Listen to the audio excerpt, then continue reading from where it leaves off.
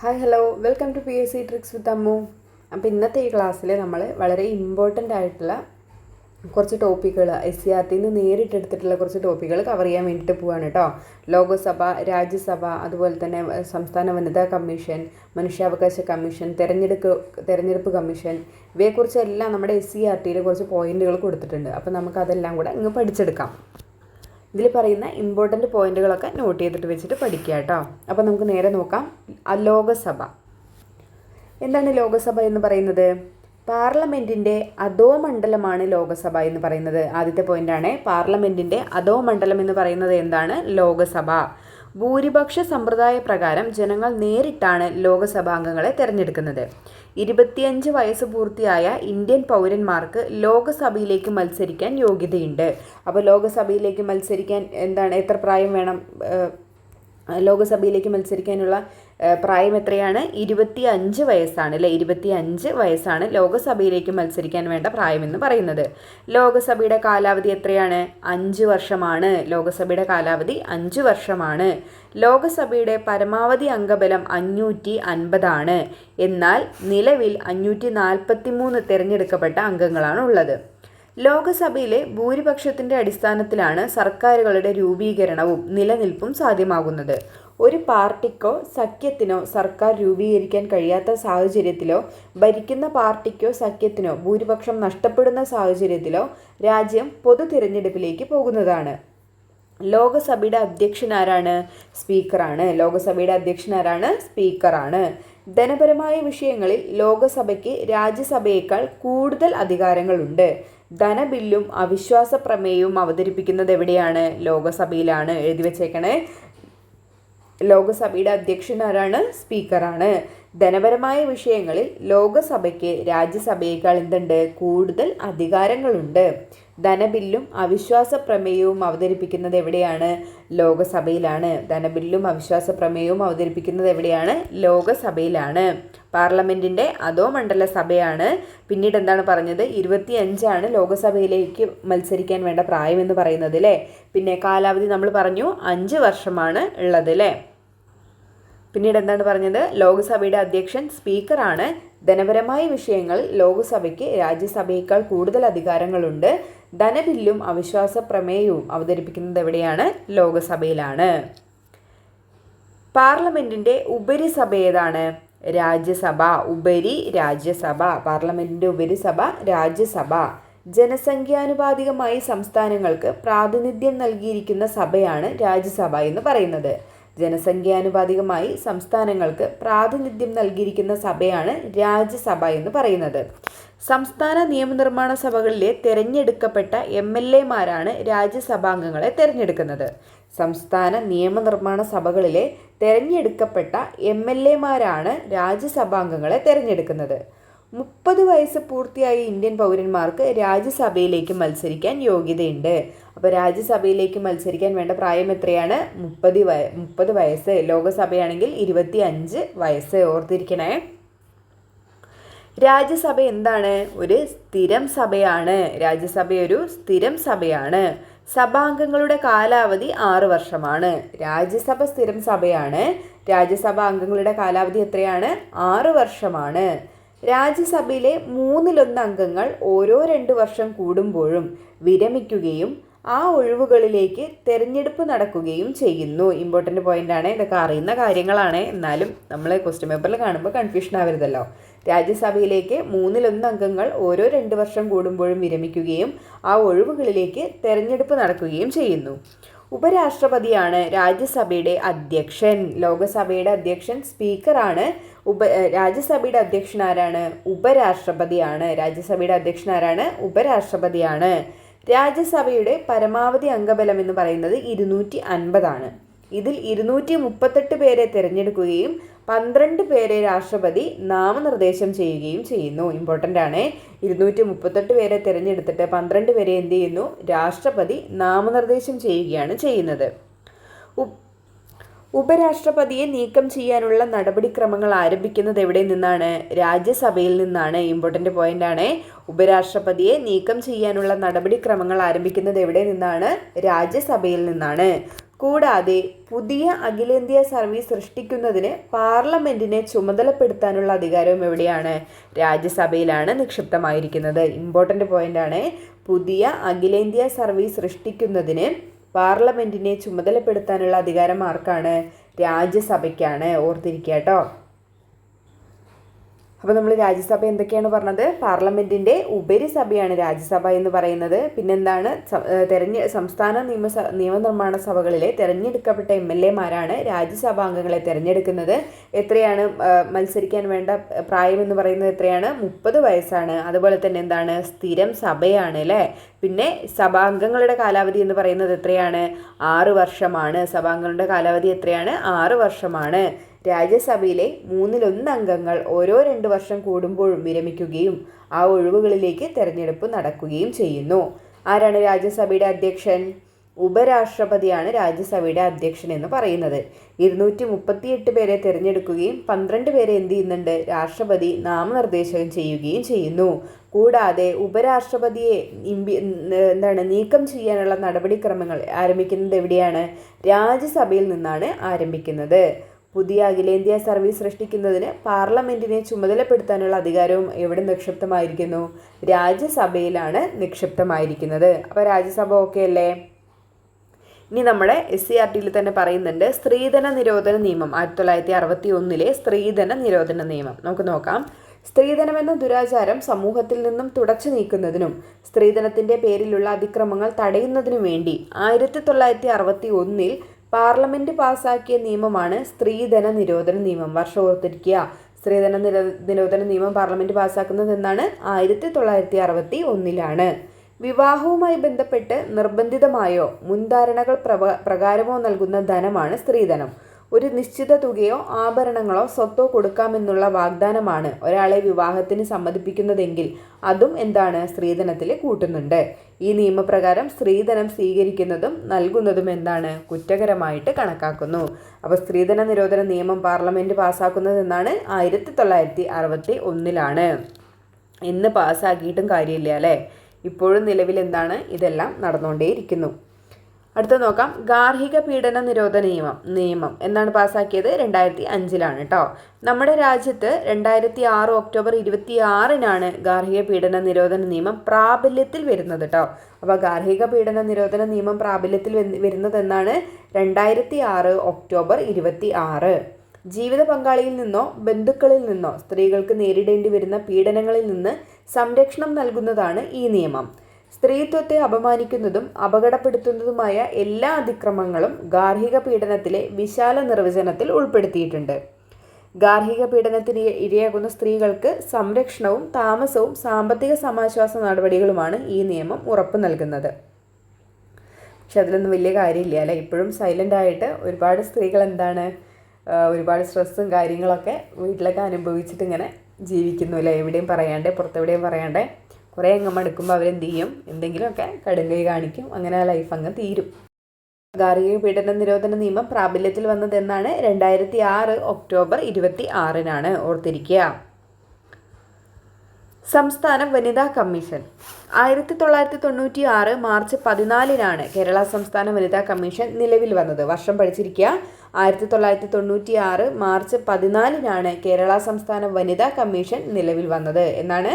1996 March 14. എവിടെയാണ് ആസ്ഥാനം? തിരുവനന്തപുരമാണ് ആസ്ഥാനം. കമ്മീഷന്റെ ആദ്യത്തെ ചെയർപേഴ്സൺ ആരായിരുന്നു?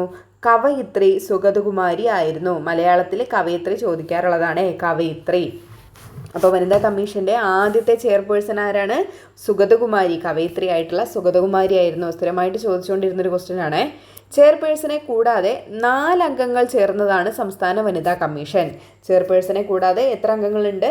4 അംഗങ്ങൾ ചേരുന്നതാണ് സംസ്ഥാന വനിതാ കമ്മീഷൻ എന്ന് പറയുന്നത്. 5 വർഷമാണ് അംഗങ്ങളുടെ ഔദ്യോഗിക കാലാവധി. എത്ര വർഷമാണ്? 5 വർഷമാണ് അംഗങ്ങളുടെ കാലാവധി എന്ന് പറയുന്നത്. സ്ത്രീകൾ അഭിമുഖീകരിക്കുന്ന നീതി നിഷേധങ്ങൾ ഉൾപ്പെടെയുള്ള വിവിധങ്ങളായ പ്രശ്നങ്ങളിൽ ഇടപെടുകയും ഉചിതമായ തീരുമാനങ്ങൾ നിർദ്ദേശിക്കുകയും ചെയ്യുക, അതുമായി ബന്ധപ്പെട്ട നടപടിക്രമങ്ങളിൽ സർക്കാരിന് റിപ്പോർട്ട് നൽകുക തുടങ്ങിയവ കമ്മീഷന്റെ ചുമതലകളിൽ പെടുന്നുണ്ട്. അപ്പോൾ എന്തൊക്കെയാണ് പറഞ്ഞത്? നമ്മുടെ കേരള സംസ്ഥാന വനിതാ കമ്മീഷൻ നിലവിൽ വന്നതെന്നാണ്? 1996 മാർച്ച് 14 ആസ്ഥാനം എവിടെയാണ്? തിരുവനന്തപുരമാണ് ആസ്ഥാനം. കമ്മീഷന്റെ ആദ്യത്തെ ചെയർപേഴ്സൺ ആരായിരുന്നു? സുഗതകുമാരി ആയിരുന്നു. ചെയർപേഴ്സണെ കൂടാതെ 4 അംഗങ്ങൾ ചേർന്നതാണ് സംസ്ഥാന വനിതാ കമ്മീഷൻ എന്ന് പറയുന്നത്. അപ്പോൾ ടോട്ടൽ അംഗസംഖ്യ ചെയർപേഴ്സണെയും കൂട്ടിയിട്ട് ചോദിക്കുകയാണെങ്കിൽ എത്ര പേരുണ്ടാവും? 5 അംഗങ്ങളായിരിക്കും അല്ലേ? 5 വർഷക്കാലമാണ് അംഗങ്ങളുടെ ഔദ്യോഗിക കാലാവധി എന്ന് പറയുന്നത്. എന്തൊക്കെയാണ് അവരുടെ ചുമതലകൾ എന്ന് പറയുന്നത്? സ്ത്രീകൾ അഭിമുഖീകരിക്കുന്ന നീതി നിഷേധങ്ങൾ ഉൾപ്പെടെയുള്ള വിവിധങ്ങളായ പ്രശ്നങ്ങളിൽ ഇടപെടുകയും ഉചിതമായ തീരുമാനങ്ങൾ നിർദ്ദേശിക്കുകയും ചെയ്യുക, അതുമായി ബന്ധപ്പെട്ട നടപടിക്രമങ്ങളിൽ സർക്കാരിന് റിപ്പോർട്ട് നൽകുക തുടങ്ങിയവയാണ് അവരുടെ ചുമതലകളിൽ ഉൾപ്പെടുന്നത്. അപ്പോൾ ഓക്കെ അല്ലേ? സംസ്ഥാന തിരഞ്ഞെടുപ്പ് കമ്മീഷൻ. കേന്ദ്ര തിരഞ്ഞെടുപ്പ് കമ്മീഷനെ കൂടാതെ ഓരോ സംസ്ഥാനങ്ങളിലും സംസ്ഥാന തല തിരഞ്ഞെടുപ്പ് കമ്മീഷനുകളുണ്ട്. 73, 74 ഭരണഘടനാ ഭേദഗതികളിലൂടെ സംസ്ഥാനങ്ങളിൽ തിരഞ്ഞെടുപ്പ് കമ്മീഷനുകൾ നിലവിൽ വന്നു. സംസ്ഥാനങ്ങളിൽ തിരഞ്ഞെടുപ്പ് കമ്മീഷനുകൾ നിലവിൽ വന്നത് ഏത് ഭരണഘടനാ ഭേദഗതിയിലൂടെയാണ്? 73, 74 അമെൻമെൻറ്റിലൂടെയാണ് കേട്ടോ, ഓർത്തിരിക്കണേ. ഭരണഘടനയുടെ 243 ക്ലോസ് കെ, 243 ക്ലോസ് ZA എന്നീ അനുച്ഛേദങ്ങൾ പ്രകാരമാണ് ഇത് രൂപീകരിച്ചിട്ടുള്ളത്. ഇമ്പോർട്ടൻ്റ് ആണ് കേട്ടോ. ഭരണഘടനയുടെ ഏതൊക്കെയാണ് ആർട്ടിക്കിൾ? 243 കെ. 243 കെ എന്തുമായിട്ട് ബന്ധപ്പെട്ടിരിക്കുന്നു? സംസ്ഥാന തെരഞ്ഞെടുപ്പ് കമ്മീഷനുമായിട്ട് ബന്ധപ്പെട്ടിരിക്കുന്നു. കൂടാതെ 243 ക്ലോസ് ZA എന്നീ അനുച്ഛേദങ്ങൾ പ്രകാരമാണ് എന്ത് രൂപീകരിച്ചിട്ടുള്ളത്? സംസ്ഥാന തെരഞ്ഞെടുപ്പ് കമ്മീഷൻ രൂപീകരിച്ചിട്ടുള്ളത്. തദ്ദേശ സ്വയംഭരണ സ്ഥാപനങ്ങളിലേക്കുള്ള വോട്ടർ പട്ടിക തയ്യാറാക്കൽ, തെരഞ്ഞെടുപ്പിനുള്ള മേൽനോട്ടവും നിയന്ത്രണവും തുടങ്ങിയ ചുമതലകൾ സംസ്ഥാന തെരഞ്ഞെടുപ്പ് കമ്മീഷനുകൾ നിർവഹിക്കുന്നു. അപ്പോൾ തദ്ദേശ സ്വയംഭരണ സ്ഥാപനങ്ങളിലേക്കുള്ള തെരഞ്ഞെടുപ്പിന് മേൽനോട്ടം വഹിക്കുന്നത് ആരാണ്? സംസ്ഥാന തെരഞ്ഞെടുപ്പ് കമ്മീഷനാണ്. തദ്ദേശ സ്വയംഭരണ സ്ഥാപനങ്ങളിലെ അംഗങ്ങളുടെ സംവരണ സ്ഥാനങ്ങൾ നിശ്ചയിക്കുന്നതും കമ്മീഷനാണ്. കേരള സംസ്ഥാന തെരഞ്ഞെടുപ്പ് കമ്മീഷൻ എന്നാണ് നിലവിൽ വന്നത്? 93 ഡിസംബർ 3. 1993 ഡിസംബർ 3 കേരള സംസ്ഥാന തിരഞ്ഞെടുപ്പ് കമ്മീഷൻ നിലവിൽ വരുന്നത്. ഒന്നും കൂടെ നോക്കിയാലോ. നമ്മുടെ തെരഞ്ഞെടുപ്പ് കമ്മീഷൻ ഏത് ഭരണഘടനാ ഭേദഗതിയിലൂടെയാണ് നിലവിൽ വന്നതെന്ന് ചോദിച്ചാൽ ഏതാണ്? 73ഉം 74ഉം ഭരണഘടനാ ഭേദഗതിയിലൂടെയാണ് അല്ലേ. അവ ഏത് അനുച്ഛേദങ്ങൾ പ്രകാരമാണ് തയ്യാറാക്കിയിട്ടുള്ളത്? 243 കെ, 243 ZA പ്രകാരമാണ് സംസ്ഥാന തെരഞ്ഞെടുപ്പ് കമ്മീഷൻ രൂപീകരിച്ചിട്ടുള്ളത് അല്ലേ. എന്തൊക്കെയാണ് അവരുടെ ചുമതല എന്ന് പറയുന്നത്? തദ്ദേശ സ്വയംഭരണ സ്ഥാപനങ്ങളിലേക്കുള്ള വോട്ടർ പട്ടിക തയ്യാറാക്കൽ, തെരഞ്ഞെടുപ്പിനുള്ള മേൽനോട്ടവും നിയന്ത്രണവും തുടങ്ങിയ ചുമതലകൾ എന്നിവയാണ് അവ നിർവഹിക്കുന്നത് അല്ലേ. തദ്ദേശ സ്വയംഭരണ സ്ഥാപനങ്ങളിലെ അംഗങ്ങളുടെ സംവരണ സ്ഥാനങ്ങൾ നിശ്ചയിക്കുന്നതും ആര് തന്നെയാണ്? കമ്മീഷനാണ്. എന്നാണ് നിലവിൽ വന്നത്? 1993 ഡിസംബർ 3 സംസ്ഥാന തെരഞ്ഞെടുപ്പ് കമ്മീഷൻ നിലവിൽ വരുന്നത്. അറിയാത്ത പോയിന്റുകൾ ഒക്കെ ഉണ്ടെങ്കിൽ തെരഞ്ഞെടുപ്പ് കമ്മീഷൻ എഴുതിയിട്ട് ചെറിയൊരു ഹെഡിങ് കൊടുത്തിട്ട് ഷോർട്ട് നോട്ട് ആക്കിയിട്ട് എഴുതി വെക്കുക കേട്ടോ. മനുഷ്യാവകാശ സംരക്ഷണ നിയമം 1993. നമ്മൾ മനുഷ്യാവകാശവും വിവരാവകാശവും സെപ്പറേറ്റ് ക്ലാസ് ആക്കിയിട്ട് നമ്മൾ അപ്ലോഡ് ചെയ്തിട്ടുണ്ട്.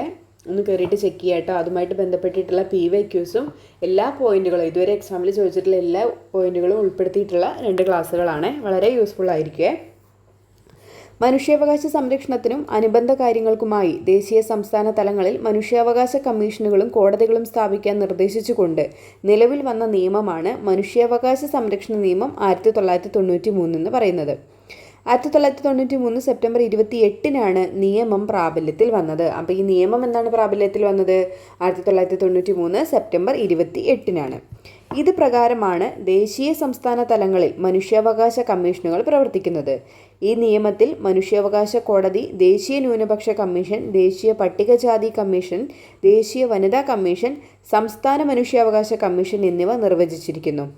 ദേശീയ മനുഷ്യാവകാശ കമ്മീഷന്റെ രൂപീകരണം, ചെയർപേഴ്സൺ ഉൾപ്പെടെയുള്ള അംഗങ്ങളുടെ നിയമനം, നീക്കം ചെയ്യൽ, കാലാവധി, കമ്മീഷന്റെ പ്രവർത്തനങ്ങൾ, അധികാരങ്ങൾ തുടങ്ങിയവ ഈ നിയമത്തിൽ പ്രതിപാദിക്കുന്നു. നമ്മൾ ഡീറ്റെയിൽ ആയിട്ട് നോക്കിയിട്ടുണ്ട് അല്ലേ. കമ്മീഷന്റെ അന്വേഷണ നടപടിക്രമം, റിപ്പോർട്ട് സമർപ്പിക്കൽ, സംസ്ഥാന മനുഷ്യാവകാശ കമ്മീഷന്റെ രൂപീകരണം, പ്രവർത്തന അന്വേഷണ നടപടിക്രമങ്ങൾ എന്നിവയും ഈ നിയമത്തിൽ നിഷ്കർഷിക്കുന്നുണ്ട്. അതവിടെ നിൽക്കട്ടെ. അപ്പോൾ ഇവിടെ എന്താണ് മനുഷ്യാവകാശങ്ങൾ എന്നും കൂടെ കൊടുത്തിട്ടുണ്ട്. നമുക്ക് അതും കൂടെ ഒന്ന് വായിക്കാവേ. ജീവനും സ്വാതന്ത്ര്യത്തിനും തുല്യ പരിഗണനയ്ക്കും അന്തസ്സിനും വേണ്ടി ഭരണഘടന ഉറപ്പാക്കിയിട്ടുള്ളതോ ഇന്ത്യ അംഗീകരിച്ച അന്തർദേശീയ ഉടമ്പടികൾ പ്രകാരം നടപ്പിൽ വരുത്താവുന്നതോ ആയ അവകാശങ്ങളെയാണ് മനുഷ്യാവകാശങ്ങൾ എന്ന് പറയുന്നത്. ഇനി നമുക്ക് അവരുടെ ചുമതലകൾ, ദേശീയ മനുഷ്യാവകാശ കമ്മീഷൻ്റെ ചുമതലകൾ ഒന്ന് കൊടുത്തിട്ടുണ്ട്, നമുക്ക് നോക്കാം.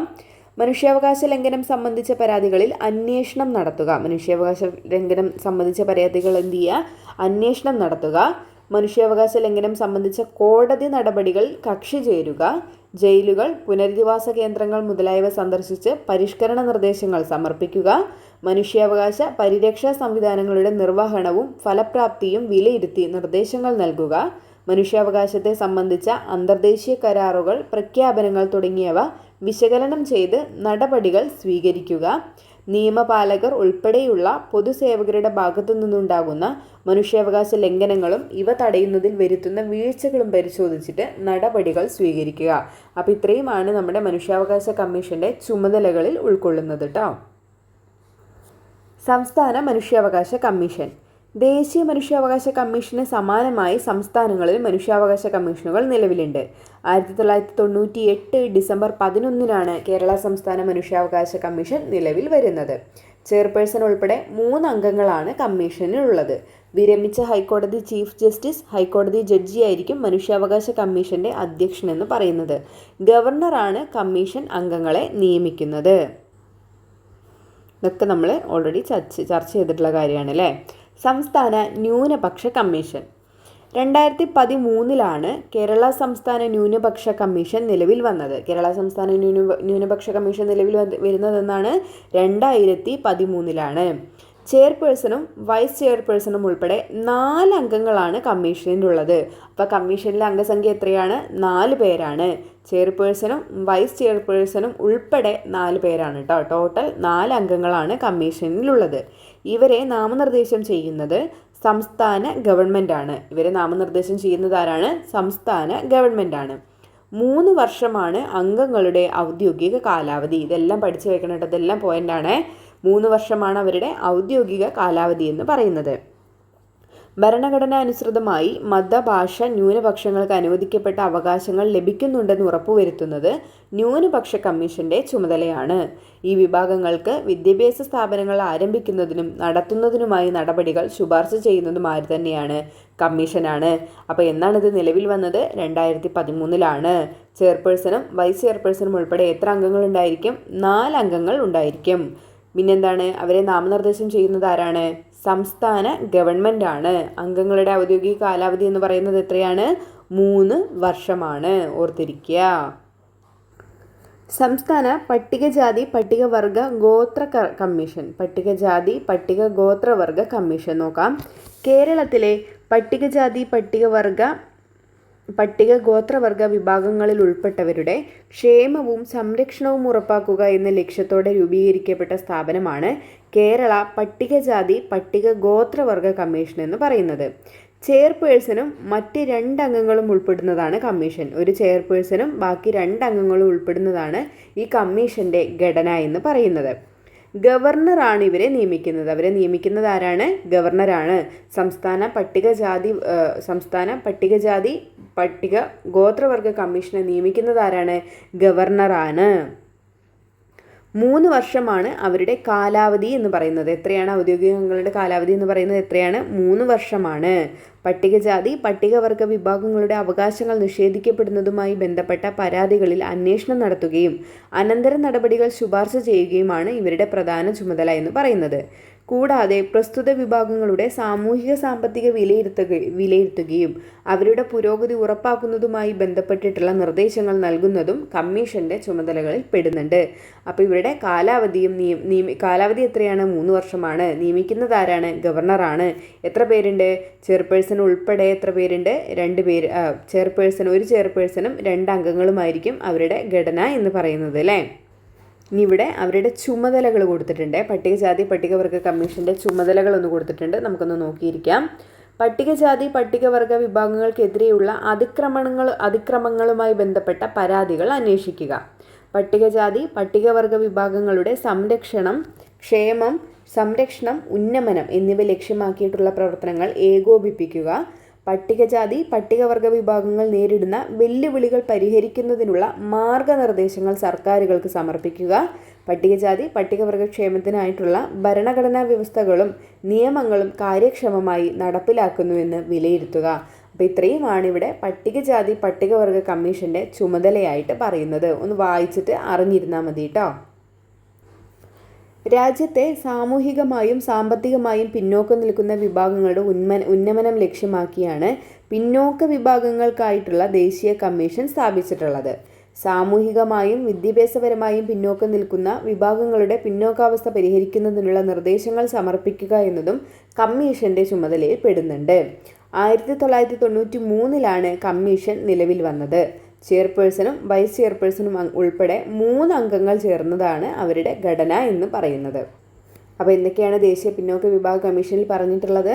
അവരെന്താണ് രാജ്യത്തെ സാമൂഹികമായും സാമ്പത്തികമായും പിന്നോക്കം നിൽക്കുന്ന വിഭാഗങ്ങളുടെ ഉന്നമനം ലക്ഷ്യമാക്കിയിട്ടാണ് ദേശീയ ന്യൂനപക്ഷ കമ്മീഷൻ രൂപീകരിച്ചിട്ടുള്ളത് അല്ലേ. സാമൂഹികമായും വിദ്യാഭ്യാസപരമായും പിന്നോക്കം നിൽക്കുന്ന വിഭാഗങ്ങളുടെ പിന്നോക്കാവസ്ഥ പരിഹരിക്കാൻ വേണ്ടിയിട്ടുള്ള നിർദ്ദേശങ്ങൾ സമർപ്പിക്കുക എന്നതാണ് കമ്മീഷന്റെ ചുമതലകളിൽ ഉൾപ്പെടുന്നത്. എന്നാണ് കമ്മീഷൻ രൂപീകൃതമായത്? 1993 ദേശീയ ന്യൂനപക്ഷ കമ്മീഷൻ രൂപീകൃതമായിട്ടുള്ളത്. ചെയർപേഴ്സണും വൈസ് ചെയർപേഴ്സണും ഉൾപ്പെടെ 3 അംഗങ്ങൾ ചേർന്നതാണ് അതിൻ്റെ ഘടന എന്ന് പറയുന്നത്. UPSC അല്ലെങ്കിൽ യൂണിയൻ പബ്ലിക് സർവീസ് കമ്മീഷൻ ഭാരത സർക്കാർ നിയമനങ്ങൾക്കായി സ്ഥാപിതമായ ഭരണഘടനാ സ്ഥാപനമാണ് യൂണിയൻ പബ്ലിക് സർവീസ് കമ്മീഷൻ എന്ന് പറയുന്നത്. ഇന്ത്യൻ ഭരണഘടനയുടെ അനുച്ഛേദം 320 പ്രകാരമാണ് കമ്മീഷൻ നിലവിൽ വന്നിട്ടുള്ളത്. UPSC നിലവിൽ വന്നിട്ടുള്ളത് ഏത് ആർട്ടിക്കിൾ പ്രകാരമാണ്? 320 പ്രകാരമാണ്. 10 അംഗങ്ങളാണ് കമ്മീഷനിലുള്ളത്. എത്ര അംഗങ്ങളുണ്ട്? 10 അംഗങ്ങളാണ് UPSCയിൽ ഉള്ളത്. രാഷ്ട്രപതിയാണ് ഇവരെ നിയമിക്കുന്നത്. ആരാണ് നിയമിക്കുന്നത്? രാഷ്ട്രപതിയാണ് UPSC അംഗങ്ങളെ നിയമിക്കുന്നത്. 6 വർഷമോ 65 വയസ്സോ ആണ് അംഗങ്ങളുടെ ഔദ്യോഗിക കാലാവധി എന്ന് പറയുന്നത്. യൂണിയൻ പബ്ലിക് സർവീസ് കമ്മീഷൻ്റെ അംഗങ്ങളുടെ കാലാവധി എത്രയാണ്? 6 വർഷമോ അല്ലെങ്കിൽ 65 വയസ്സോ ആണ്. ഓർത്തിരിക്കുക കേട്ടോ. അഖിലേന്ത്യാ സർവീസിലേക്കും കേന്ദ്ര സർവീസിലേക്കുമുള്ള നിയമനങ്ങൾ നടത്തുന്നത് UPSC ആണ്. അഖിലേന്ത്യാ സർവീസിലേക്കും കേന്ദ്ര സർവീസിലേക്കും ആരാണ് നിയമനങ്ങൾ നടത്തുന്നത്? UPSC. കേന്ദ്ര സർക്കാരിൻ്റെ സേവനങ്ങളിലേക്ക് നിയമനത്തിനായി പരീക്ഷകളിലൂടെയും അഭിമുഖങ്ങളിലൂടെയും തെരഞ്ഞെടുപ്പ് നടത്തുക എന്നതാണ് ഈ കമ്മീഷൻ്റെ മുഖ്യ ചുമതല എന്ന് പറയുന്നത്. സംസ്ഥാനങ്ങളിൽ സർക്കാർ സേവനങ്ങൾക്കായി നിയമനങ്ങൾ നടത്തുന്നത് അതാത് സംസ്ഥാനങ്ങളിലെ പബ്ലിക് സർവീസ് കമ്മീഷനാണ്, PSC ആണ്. കേരളത്തിൽ പബ്ലിക് സർവീസ് കമ്മീഷൻ ഏതാണ്? KPSC, കേരള പബ്ലിക് സർവീസ് കമ്മീഷനാണ് അല്ലേ. അപ്പം നമ്മുടെ UPSC ഏത് ആർട്ടിക്കിൾ പ്രകാരമാണ് നിലവിൽ വന്നത്? 320 ആർട്ടിക്കിൾ 320 പ്രകാരമാണ് അല്ലേ നിലവിൽ വന്നിട്ടുള്ളത്. എത്ര അംഗങ്ങളാണുള്ളത്? 10 അംഗങ്ങളാണ് ഉള്ളത്. ആരാണ് ഇവരെ നിയമിക്കുന്നത്? രാഷ്ട്രപതിയാണ്. അവരുടെ അംഗങ്ങളുടെ ഔദ്യോഗിക കാലാവധി ഇവിടെ പറയുന്നുണ്ട്. എത്രയാണ്? 6 വർഷമോ അല്ലെങ്കിൽ 65 വയസ്സോ. അഖിലേന്ത്യാ സർവീസിലേക്കും കേന്ദ്ര സർവീസിലേക്കുമുള്ള നിയമനങ്ങൾ നടത്തുന്നത് UPSC ആണ്. ദേശീയ ബാലാവകാശ സംരക്ഷണ കമ്മീഷൻ കുട്ടികളുടെ അവകാശങ്ങൾ സംരക്ഷിക്കുക എന്ന ലക്ഷ്യത്തോടെ സ്ഥാപിക്കപ്പെട്ട കമ്മീഷനാണ് ദേശീയ ബാലാവകാശ സംരക്ഷണ കമ്മീഷൻ. വനിതാ ശിശുവികസന മന്ത്രാലയത്തിൻ്റെ കീഴിലാണ് ഈ കമ്മീഷൻ പ്രവർത്തിക്കുന്നത്. ദേശീയ ബാലാവകാശ സംരക്ഷണ കമ്മീഷൻ ഏതിൻ്റെ കീഴിലാണ് പ്രവർത്തിക്കുന്നത്? വനിതാ ശിശുവികസന മന്ത്രാലയത്തിൻ്റെ കീഴിലാണ് പ്രവർത്തിക്കുന്നത്. 2007 മാർച്ച് 5 കമ്മീഷൻ നിലവിൽ വരുന്നത്. ദേശീയ ബാലാവകാശ കമ്മീഷൻ നിലവിൽ വരുന്നത് എന്നാണ്? 2007 മാർച്ച് 5 ദേശീയ ബാലാവകാശ സംരക്ഷണ കമ്മീഷൻ നിലവിൽ വന്നത്. ഒരു ചെയർപേഴ്സണും 6 അംഗങ്ങളുമാണ് ഈ കമ്മീഷനിലുള്ളത്. ഒരു ചെയർപേഴ്സണും 6 അംഗങ്ങളുമാണ് ദേശീയ ബാലാവകാശ സംരക്ഷണ കമ്മീഷനിലുള്ളത്. കുട്ടികളുടെ വിദ്യാഭ്യാസം, ആരോഗ്യം, പരിചരണം, ക്ഷേമം, നീതി തുടങ്ങിയവ കമ്മീഷൻ്റെ ലക്ഷ്യങ്ങളാണ്. കേരളത്തിൽ കുട്ടികളുടെ അവകാശ സംരക്ഷണത്തിനായിട്ട് കേരള സംസ്ഥാന ബാലാവകാശ കമ്മീഷനും പ്രവർത്തിച്ചു പോരുന്നുണ്ട്. അറിയാത്ത പോയിന്റുകൾ ഉണ്ടെങ്കിൽ എഴുതി വെക്കുക കേട്ടോ. ഇനിയാണ് സാമൂഹിക സുരക്ഷാ കോഡ് എന്ന് പറയുന്നത്. 2-3 ക്വസ്റ്റ്യൻ പേപ്പറിൽ ഈ ഒരു ക്വസ്റ്റ്യൻ വന്നിട്ടുണ്ട് കേട്ടോ. സ്റ്റേറ്റ്മെൻറ്റ് ടൈപ്പിൽ തന്നെയാണ് വന്നിട്ടുള്ളത്. അത് ഈ ഭാഗത്തു നിന്നാണ് വന്നിട്ടുള്ളത്. നമുക്ക് നോക്കാം. സംഘടിത അസംഘടിത മേഖലയിൽ ജോലി ചെയ്യുന്ന തൊഴിലാളികളുടെ സാമൂഹിക സുരക്ഷിതത്വത്തിന് പ്രാധാന്യം നൽകിക്കൊണ്ട് 2020 രൂപീകരിച്ച നിയമമാണ് സാമൂഹിക സുരക്ഷാ കോഡ് 2020. സംഘടിത അസംഘടിത മേഖലയിൽ ജോലി ചെയ്യുന്ന തൊഴിലാളികളുടെ സാമൂഹിക സുരക്ഷിതത്വത്തിന് ഇമ്പോർട്ടൻസ് നൽകിക്കൊണ്ട് 2020 രൂപീകരിച്ചിട്ടുള്ള നിയമം ഏതാണ്? സാമൂഹിക സുരക്ഷാ കോഡ് 2020 ആണ്. സ്വയം തൊഴിലിൽ ഏർപ്പെടുന്നവർ, വീട്ടുജോലിക്കാർ, വേതനക്കാർ, അതിഥി തൊഴിലാളികൾ, ഗിഗ് പ്ലാറ്റ്ഫോം തൊഴിലാളികൾ തുടങ്ങിയവരെല്ലാം ഈ നിയമത്തിൻ്റെ ആനുകൂല്യത്തിന് അർഹരാണ്. ശാരീരിക മാനസിക വെല്ലുവിളികൾ നേരിടുന്ന തൊഴിലാളികൾക്കുള്ള ആനുകൂല്യങ്ങൾ, അപകട ഇൻഷുറൻസ്, പ്രസവാനുകൂല്യങ്ങൾ, സൗജന്യ ചികിത്സാ ആനുകൂല്യങ്ങൾ, വാർദ്ധക്യകാല സംരക്ഷണം എന്നിവ ഈ നിയമത്തിൻ്റെ പരിധിയിൽ ഉൾപ്പെടുന്നുണ്ട്. ഇത്തരം നിയമങ്ങൾക്ക് പുറമെ തൊഴിലാളികളുടെ കഴിവുകൾ മെച്ചപ്പെടുത്തുക, അവർക്ക് വായ്പകൾ ലഭ്യമാക്കുക, തൊഴിൽ നിയമങ്ങൾ കൂടുതൽ അയവുള്ളതാക്കുക തുടങ്ങിയ നടപടിക്രമങ്ങളും അസംഘടിത മേഖലയെ ശക്തിപ്പെടുത്തുന്നതിനായിട്ട് സർക്കാർ നടപ്പിലാക്കി വരുന്നുണ്ട്. അപ്പോൾ ഇവിടുന്ന് വരുന്നത് ഈ ഗിഗ് പ്ലാറ്റ്ഫോം തൊഴിലാളികൾ എന്ന് പറഞ്ഞിട്ടുള്ള ഈ ഒരു ഏരിയയാണ് കേട്ടോ ഇവിടുന്ന് വരുന്നത്. അവരുടെ സവിശേഷതകൾ ഉൾക്കൊണ്ടിട്ടുള്ള ഒരു ഏരിയ സ്റ്റേറ്റ്മെൻറ്റ് ടൈപ്പിലാണ് വരുന്നത്. നമുക്ക് നോക്കാം.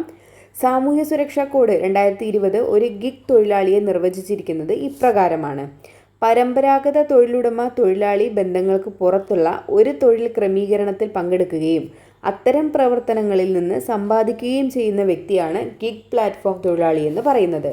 പരമ്പരാഗത തൊഴിലുടമ തൊഴിലാളി ബന്ധങ്ങൾക്ക് പുറത്തുള്ള, അതായത് നമ്മുടെ പഴയത് എങ്ങനെയാണ്, ഒരു മുതലാളി ഉണ്ടാവും, കീഴിലൊരു തൊഴിലാളി ഉണ്ടാവും. ആ ഒരു ബന്ധങ്ങൾക്ക് പുറമെ എന്താണ്, തൊഴിൽ ക്രമീകരണത്തിൽ പങ്കെടുക്കുകയും അത്തരം പ്രവർത്തനങ്ങളിൽ നിന്ന് സമ്പാദിക്കുകയും ചെയ്യുന്ന വ്യക്തിയാണ്. അതിനെ എന്ത് പറയുന്നു? അവരെയാണ് ഗിഗ് പ്ലാറ്റ്ഫോം തൊഴിലാളികൾ എന്ന് പറയുന്നത്. എന്തൊക്കെയാണ് സവിശേഷതകളായിട്ട് പറയുന്നത്? ഗിഗ് പ്ലാറ്റ്ഫോം തൊഴിലാളികൾക്ക് ആവശ്യാനുസരണം കമ്പനികളുമായി ഔപചാരിക കരാറുകളിൽ ഏർപ്പെടാൻ സാധിക്കുന്നു. താൽക്കാലികവും സമയബന്ധിതവുമായി പൂർത്തിയാക്കേണ്ട തൊഴിലുകളാണിവ. നമുക്കിത് ഇവിടെ കൊടുത്തിട്ടുണ്ട്. നമ്മുടെ ഡെലിവറി നടത്തുന്ന ആളുകൾ, അവരെന്താണ് ഗിഗ് പ്ലാറ്റ്ഫോം തൊഴിലാളിയായിട്ടാണ് കണക്കാക്കുന്നത്. ഒരേ സമയം ഒന്നിലധികം സ്ഥാപനങ്ങളിൽ അവർക്ക് ജോലി ചെയ്യാൻ വേണ്ടിയിട്ട് സാധിക്കുന്നു. സമയത്തിനും സന്ദർഭത്തിനും അനുസരിച്ച് ജോലി ചെയ്യാനുള്ള സ്വാതന്ത്ര്യം ലഭ്യമാകുന്നു. താല്പര്യമുള്ള മേഖലകളിൽ ഇവർക്ക് കഴിവുകൾ പരീക്ഷിക്കാൻ അവസരം നൽകുന്നു. ഗിഗ് പ്ലാറ്റ്ഫോം തൊഴിലാളികൾ ഇന്ന് സമ്പദ്ഘടനയുടെ ഒരു പ്രധാന വിഭാഗമായി മാറിയിരിക്കുന്നു. ഫ്രീലാൻസർമാർ, സ്വതന്ത്ര കോൺട്രാക്ടർമാർ, വിവിധ ഓൺലൈൻ ഭക്ഷ്യവിതരണ തൊഴിലാളികൾ, ഡ്രൈവർമാർ തുടങ്ങിയവ ഗിഗ് പ്ലാറ്റ്ഫോം തൊഴിലാളികൾക്ക് ഉദാഹരണങ്ങളാണ്. അപ്പോൾ ഇമ്പോർട്ടൻ്റ് ആണ് പഠിച്ചിരിക്കുന്നത്. ഗിഗ് പ്ലാറ്റ്ഫോം തൊഴിലാളികൾക്ക് ഉദാഹരണങ്ങൾ ഏതൊക്കെയാണ്? ഫ്രീലാൻസർമാർ, സ്വതന്ത്ര കോൺട്രാക്ടർമാർ, പിന്നെ വിവിധ ഓൺലൈൻ ഭക്ഷ്യവിതരണ തൊഴിലാളികൾ, ഡ്രൈവർമാർ തുടങ്ങിയവയ്ക്ക് എന്താണ് ഗിഗ് പ്ലാറ്റ്ഫോം തൊഴിലാളികൾക്ക് ഉദാഹരണങ്ങളാണ്. അപ്പോൾ അവരുടെ ഈ സവിശേഷത ഒന്ന് പഠിച്ചിരിക്കണേ. അതാണ് സ്ഥിരമായിട്ട് ചോദിച്ച് കാണുന്നത് സ്റ്റേറ്റ്മെൻറ്റ് ടൈപ്പിൽ. അപ്പോൾ നമ്മുടെ ഇന്നത്തെ കുറച്ച് ഇമ്പോർട്ടൻ്റ് ആയിട്ടുള്ള ടോപ്പിക്ക് നമ്മൾ തീർത്തിട്ടുണ്ട് കേട്ടോ. നമ്മുടെ പ്രിലിംസിന് വേണ്ടിയിട്ടുള്ള എല്ലാവരും ആഞ്ഞു പിടിക്കുക. എന്താണ്, നല്ല രീതിയിൽ ഹാർഡ് വർക്ക് ചെയ്തിട്ട് പഠിക്കുക കേട്ടോ. ഹാർഡ് വർക്ക് മാത്രമല്ല, സ്മാർട്ട് വർക്ക് ചെയ്യുക. ഒരുപാട് വാരി വലിച്ചിട്ടുള്ള കാര്യങ്ങളൊന്നും പഠിക്കാണ്ടിരിക്കുക കേട്ടോ. ഇനിയിപ്പോൾ നമുക്ക് ജൂലൈ 1 മുതൽ തീർച്ചയായിട്ടും നിങ്ങൾ എന്ത് ചെയ്യുക, റിവിഷന് വേണ്ടിയിട്ട് മാറ്റി വയ്ക്കുക കേട്ടോ. പുതിയ കാര്യങ്ങൾ പഠിക്കുന്നതിൽ കാര്യമില്ല. നമ്മൾ പഠിച്ച കാര്യങ്ങൾ അത്രയും ഇമ്പോർട്ടൻ്റ് ആയിട്ട് പഠിച്ച കാര്യങ്ങൾ അത്രയും നമ്മൾ റിവിഷൻ ചെയ്യാൻ വേണ്ടിയിട്ട് ശ്രമിക്കുക. മാത്സ് വിട്ടു പോകരുത്.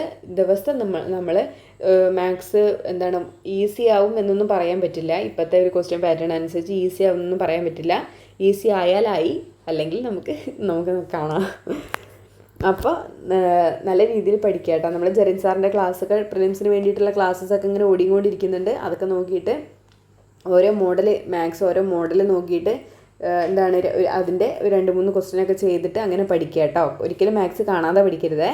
അത് ചെയ്ത് തന്നെ പഠിക്കാൻ വേണ്ടിയിട്ട് ശ്രമിക്കുക കേട്ടോ. നമ്മുടെ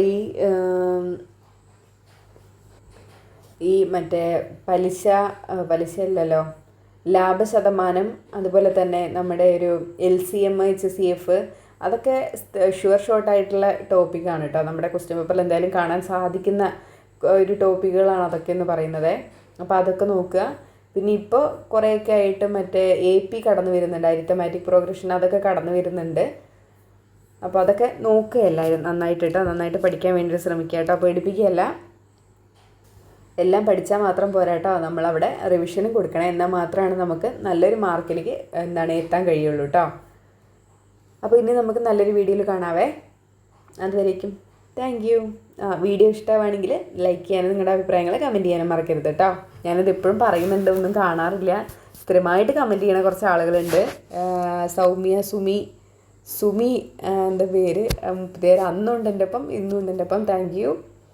അങ്ങനെ കുറച്ച് പേര്. വീഡിയോ ഇഷ്ടമാണെങ്കിൽ എന്തായാലും ലൈക്ക് ചെയ്യട്ടോ. നിങ്ങളുടെ എന്തെങ്കിലും അഭിപ്രായങ്ങളുണ്ടെങ്കിൽ കമൻറ്റ് ചെയ്യാൻ വേണ്ടിയിട്ട് മറക്കരുതേ.